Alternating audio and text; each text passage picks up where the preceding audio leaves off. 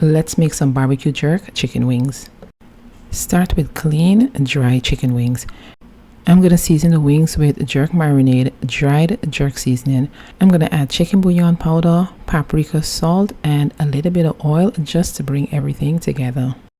Now toss it all together until every wing is evenly coated. And I tried with these tongs, but it didn't work. So I just went in there with my hand because our hands are the best tools. And don't be fooled by how simple this recipe is, because the jerk marinade has a lot of flavor. You're definitely going to taste that thyme and pimento. And I'm going to link my recipe for both the dry and the wet marinade. And I'm going to also share with you guys my favorite store-bought jerk seasoning.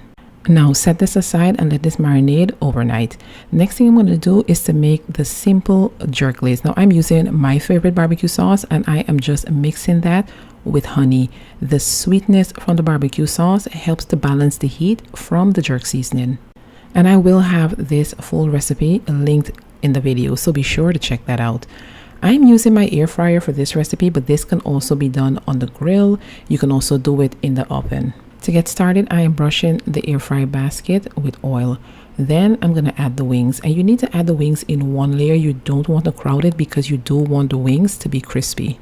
I'm going to cook the wings at 380 degrees for 15 minutes, flipping it halfway through before brushing it with the barbecue sauce. I'm going to flip the wings and baste both sides of the chicken with that barbecue sauce. You want to make sure that every piece has that delicious sticky barbecue sauce. Then I'm going to cook it at 400 degrees for an additional 3 minutes.